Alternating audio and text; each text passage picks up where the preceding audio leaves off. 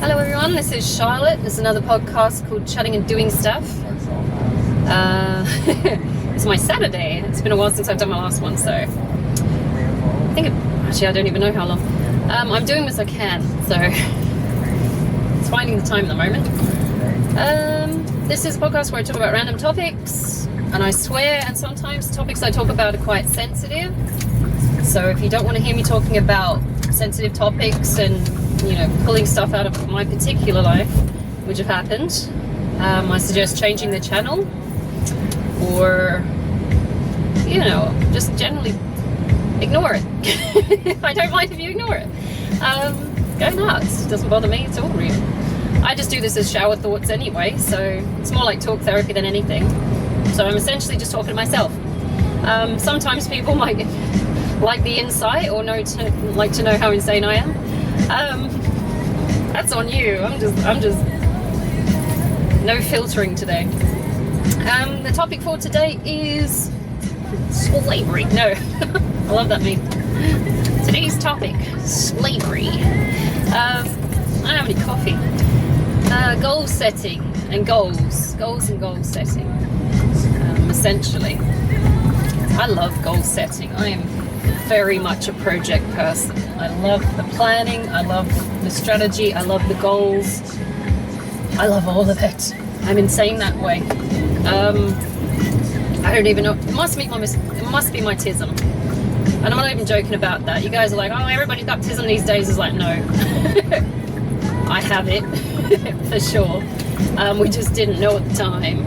It wasn't a thing in the 90s. If it was... Funny enough, it's like if you had tism in the 90s, it was usually the lower end of the scale where people were like having difficulty. So if you were high functioning, like you were excelling at school, or you just didn't have social skills or stuff like that, you just got labeled antisocial. It's like my sisters called me antisocial for the longest time. It's like, I don't think you understood quite how much social anxiety actually works. Yeah, I don't leave my house. I tried it a couple of times, it didn't work. I don't do well with people. I tell the truth and they don't like it, so it's okay. People don't want to be told what they're doing. It's fine. So, even my sisters, actually, I got two sisters and a brother. My brother lets my shit slip, so he's awesome that way. He's very inclusive. It's like, whatever, dude. But my sisters will be like, don't say that. I'm like, what? It's true. Yeah, but don't say it. It's like, it's a constant battle of that growing up. So I do know that I fuck up a lot socially, and people often don't want to hear what I have to say, so I'm like, okay. Which is why I say at the start of this podcast, just change the channel. You don't want to hear some weird shit. I'm not gonna make you. Yeah. People get offended. I'm like, I can't help you not getting offended. I say how it is. Oh, look, magpies. Collingwood, Melbourne. Anyway, how the fuck do I know that? I don't know. I don't like IFL. Where's this Melbourne link coming from? I keep getting that as well. I keep getting Melbourne links. I'm like, I don't even know anyone from Melbourne. Everyone I know is from either the UK or, like here in WA.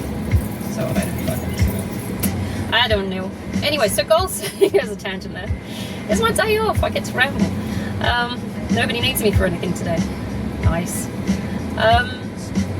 Goal setting. I love goal setting. Now, I grew up in the poverty cycle.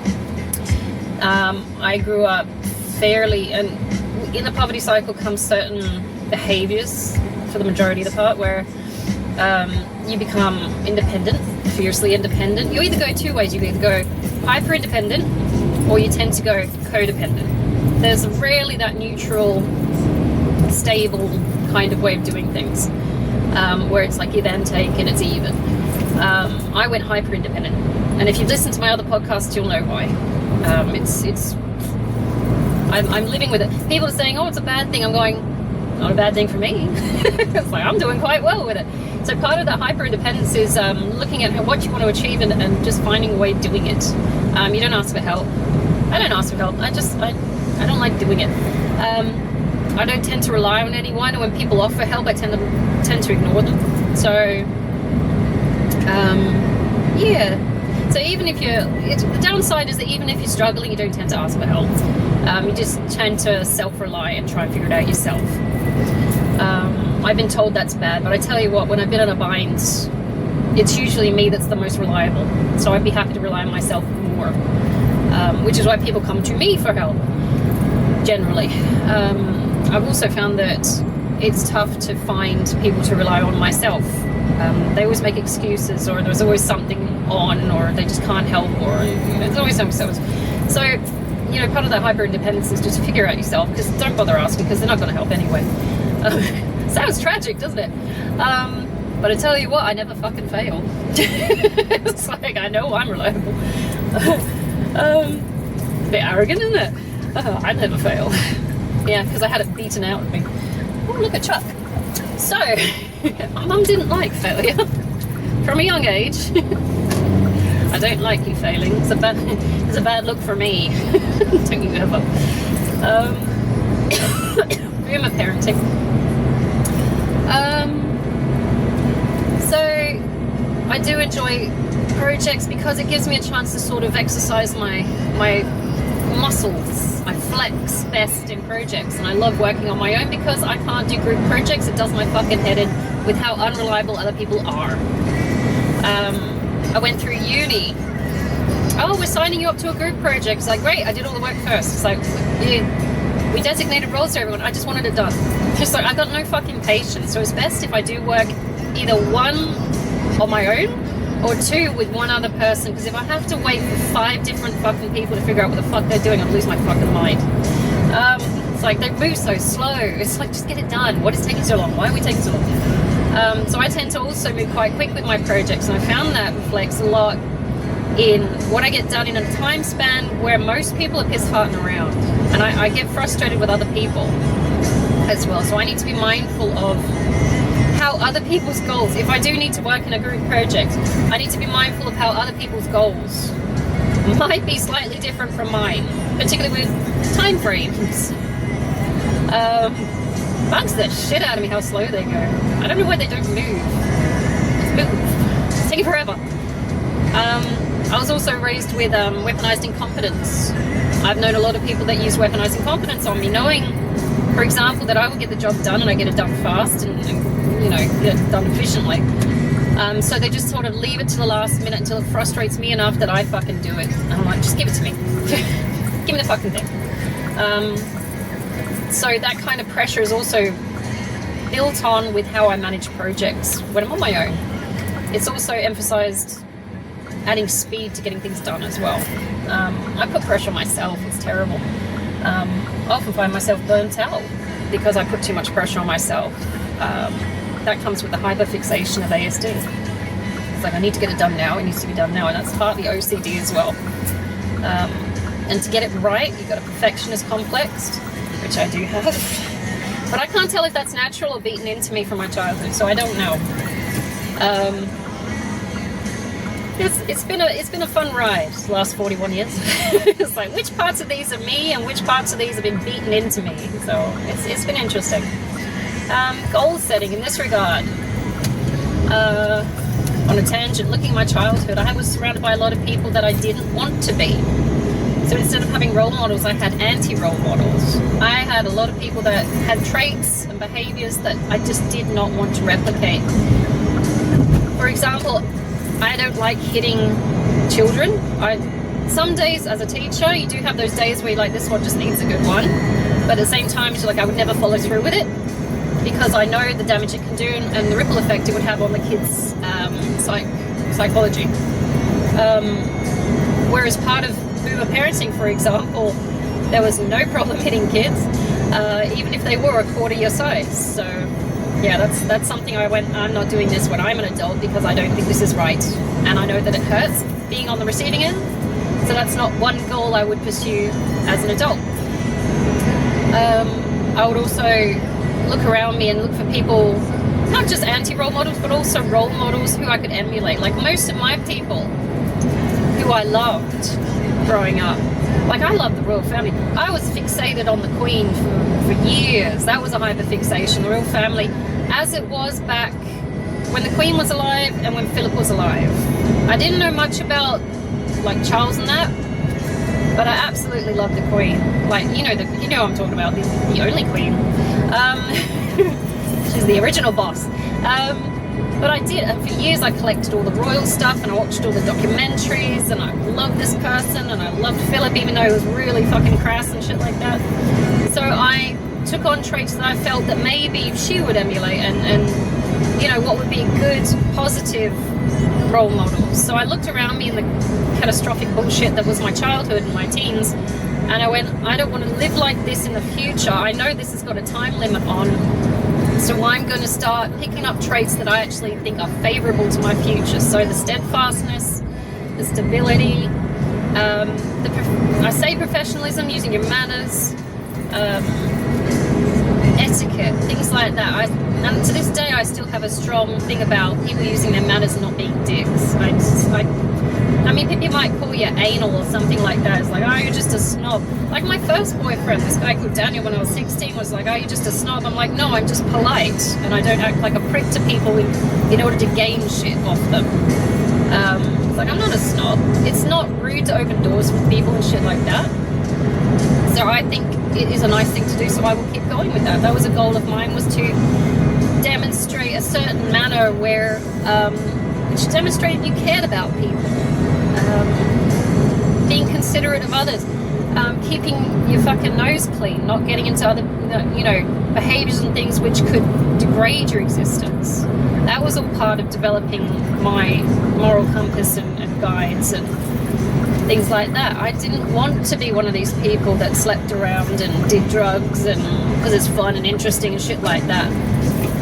I didn't want to be, because I didn't feel that it went anywhere, and you know, so that wasn't one of my goals. When I go out and be social, it's usually to like the movies or something, bring my own snacks and stuff like that.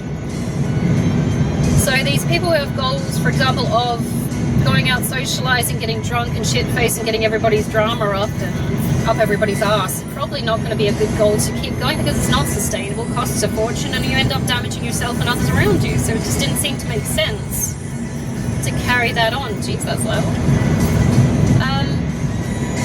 So again, looking at anti-role models around you for goal setting.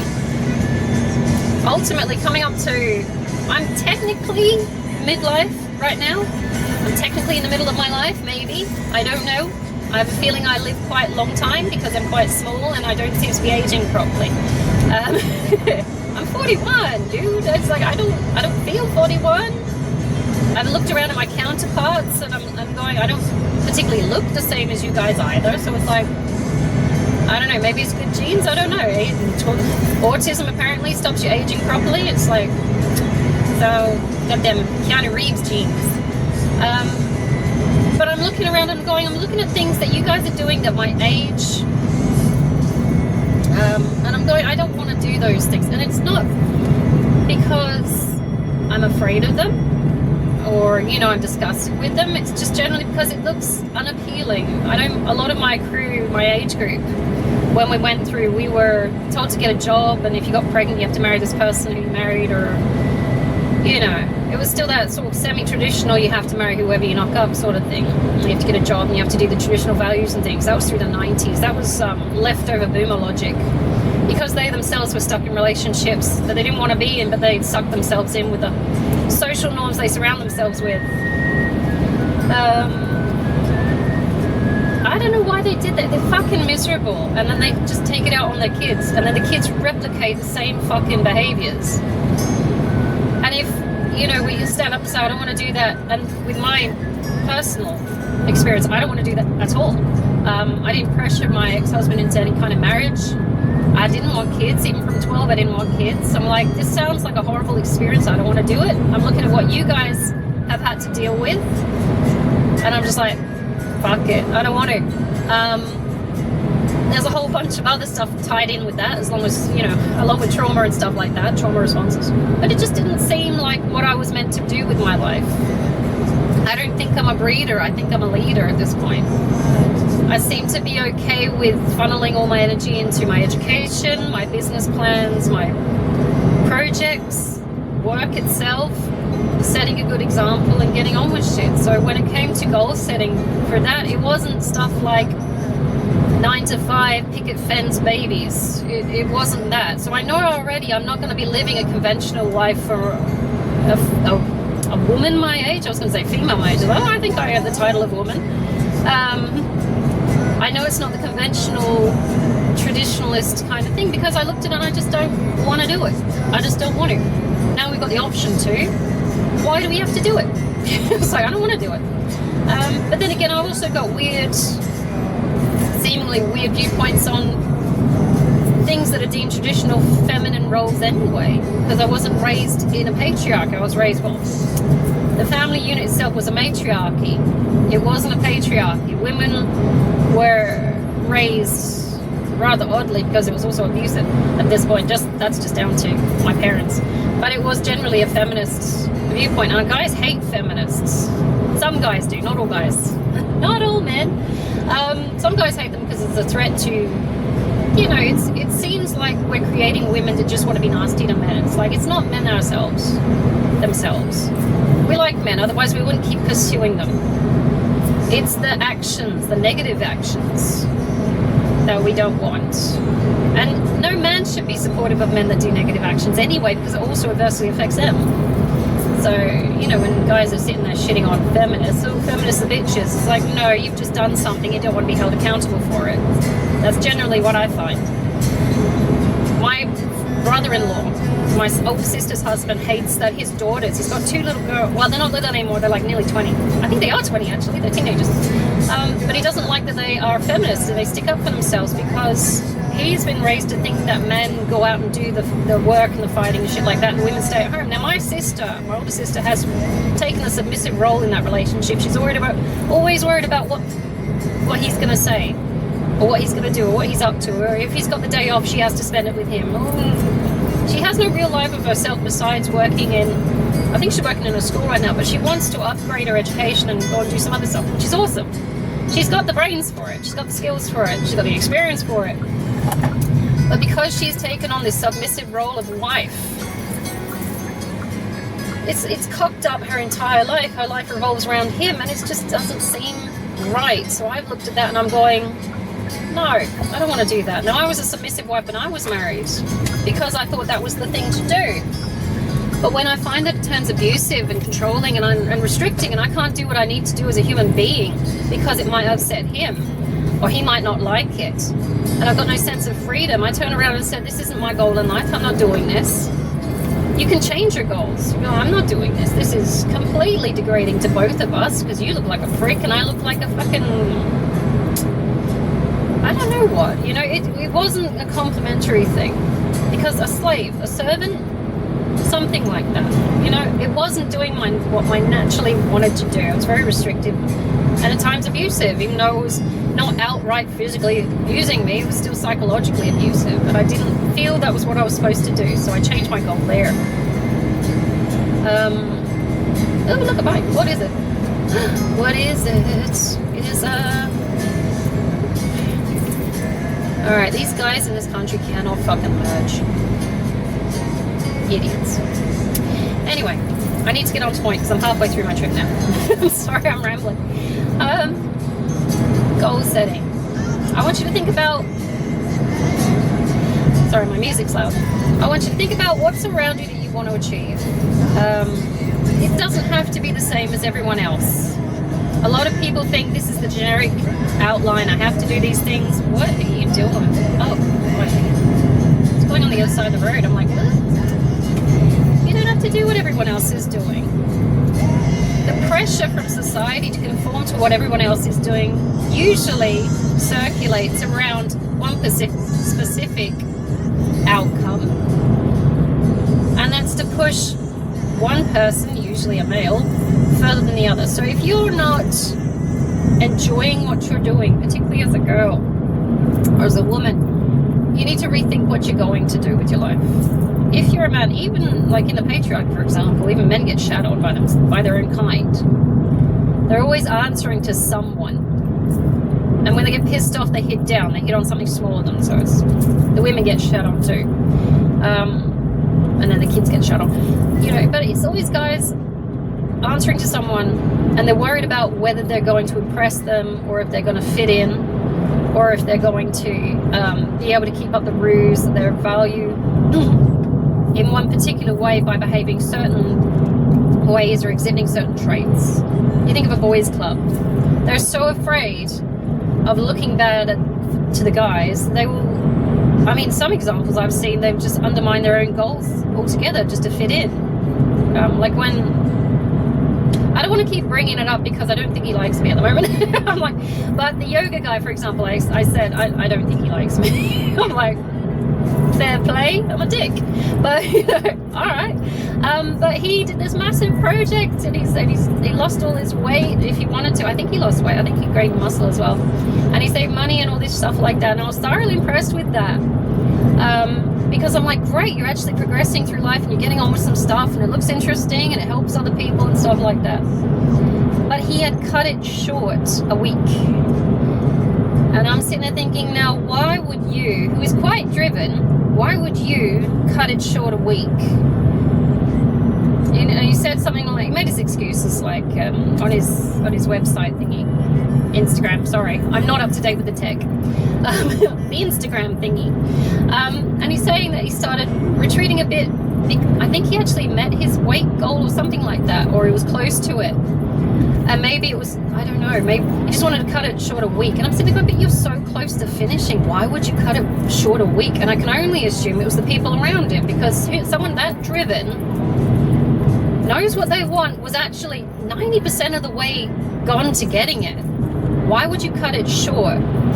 I'm sitting there thinking, it had to be those around you. I don't know if someone scheduled like some kind of fucking party or something, because I think he cut off alcohol and everything,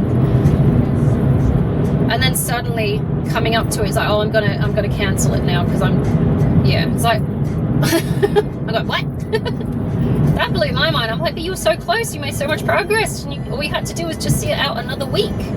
Just another week and you'd be done, and then you can go do your partying or whatever you want to do.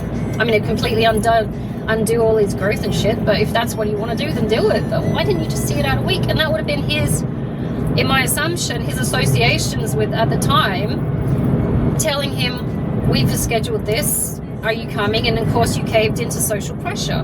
It's like, of course I'll come. So like, that's the problem. If you surround yourself with people that are not your lame ticket, not supportive of your goals, then they're probably going to undermine your progress, which is terrible. I mean, I myself lived in an inferno of people undermining my progress because they just didn't either acknowledge it, appreciate it.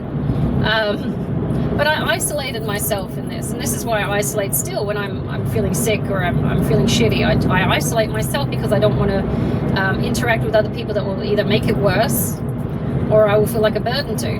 So that's why I isolate. I go hermit quite a bit, actually. I love being alone. I'm weird that way. It's like, it just feels nice. I don't have to perform for other people. I don't have to consider other people. That sounds horrible. I don't have to consider other people, but I know if I have to consider other people, then I will lose sight of what I need to achieve and what I want to do. And whilst it does sound a bit selfish that way, sometimes these fuckers just exist to shit on you from a distance, you know? It's like they don't actually want to help. They just want to be there when you're winning. As soon as you stop winning, they'll fuck off, you know? Or if you're feeling shitty, they'll just start to make it worse. Or maybe they've got some kind of weird jealousy thing going on where it's like, I don't want you to win, so even when you do look like you're winning, I'm going to shit on you. I never understood that. It's like, if you are jealous of someone's goal, why don't you just do it too? Just do it too. Then you could do it together. You know? It's like, then you could be like two people winning at the same goal or something. It just didn't seem right that you should be shitting on other people's goals. If you don't want to do the goals yourself, then why would you shit on them? Unless they're unethical. But if they're completely ethical and it helps that person and they're supposedly your friend, why would you shit on them? It doesn't make sense. And that's why I have no friends. Because I don't understand them. I'm going, you should be helping each other. It doesn't make sense. But then again, that last social group was weird anyway. So I'm like, I don't understand what any of this shit is. All I know is that you are horrible to each other behind the scenes and I don't want to participate, so I'm out. And he was part of that last social group. So I'm like, your goals will be affected by who you choose to associate with. If they're dragging you down, you need to cut them off. You don't have to cut them off entirely, but if, you know, like I sat amongst my people who didn't fucking appreciate what I was doing because I couldn't escape. I had, you know, members of my family shitting on my goals. For example, when I got my doctorate, or I was trying to get my doctorate, my mum said, oh, why the fuck do you want to do that? Why don't you just go for your level 3? Now, a level 3 is an on-site degree. It's not even a degree, really. It's a certificate. A doctorate is like uni-level piece de resistance, you know. It's the top level fucking thing you can get at a uni. It's like, I'm going to do this. And I got like 90% of the way. I'm sorry, yoga guy. Yeah, I pulled the same shit with my own life. I'm a hypocrite. I got like 90% with my doctorate and I quit. Not because someone around me decided to shit on me and I listened to them, but because my life collapsed. I got divorced and stuff like that. I did that to myself.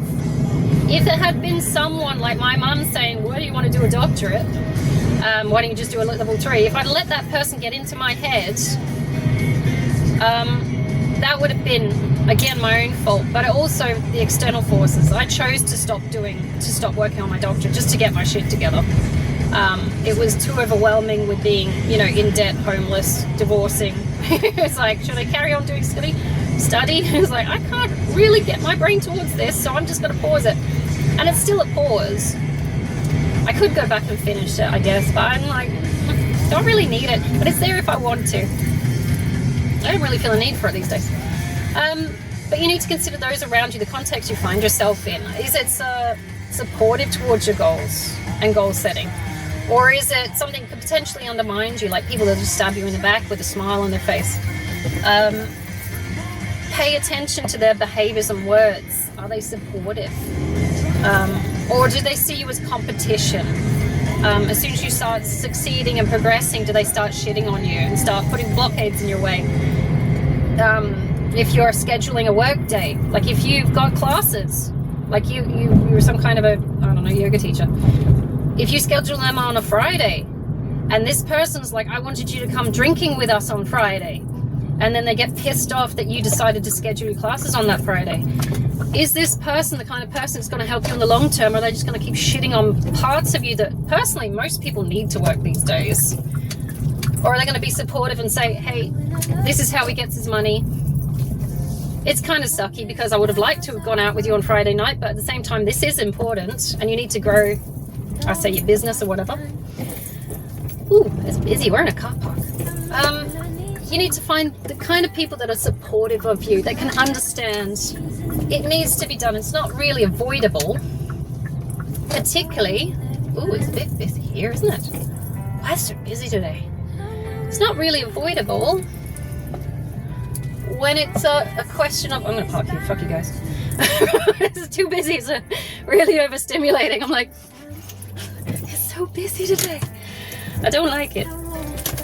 But, you know, you've got to find people in your crew, man. You're building up your own team around you. If you're sitting and tolerating people that are complete pricks and will throw, you know, little grenades of shittiness at you every time you try and grow something, then there's no point hanging around them, because you'll feel shitty for wanting to do your own things. I mean, you might feel guilt for holding classes on a Friday night when you said you'd go out drinking with these people.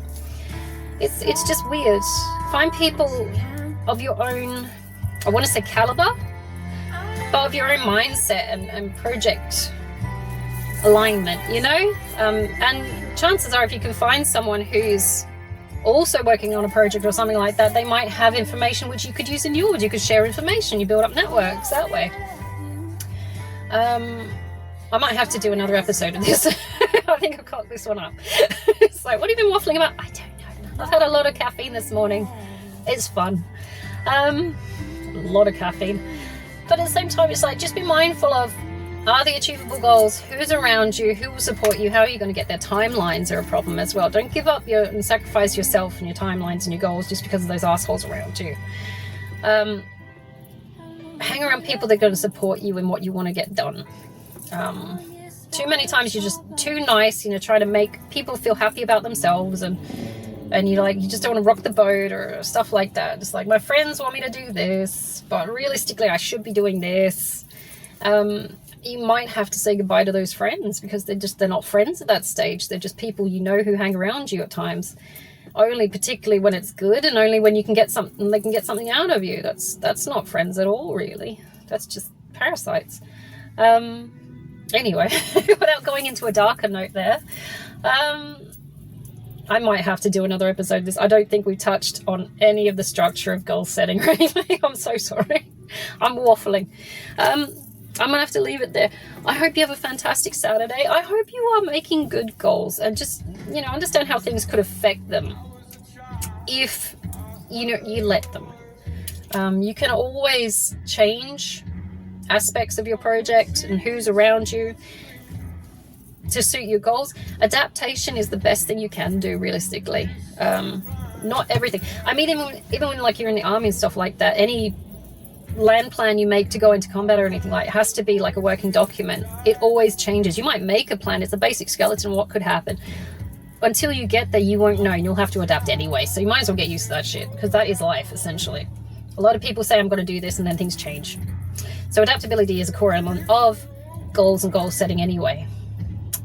I don't mean adapt in a way that makes it worse, like giving up at 10% left of the goal, the timeline. That's just silly. That still blows my mind. But still, adapting what you need to be able to, you know, roll with the waves of what's coming at you. I probably will do another episode of this. I'm so sorry. I've cocked this one up completely. Take it easy. Have a fantastic Saturday. I'll probably do another episode, not next week, but the week after. If you're in Perth, stay out of the cold, watch the wind. Anyone who's driving, please stay out of the wind, the rain. If you can't, please take the safer routes. We're in storm territory now. It's only going to get whooshier. Take it easy, and I'll see you guys another time.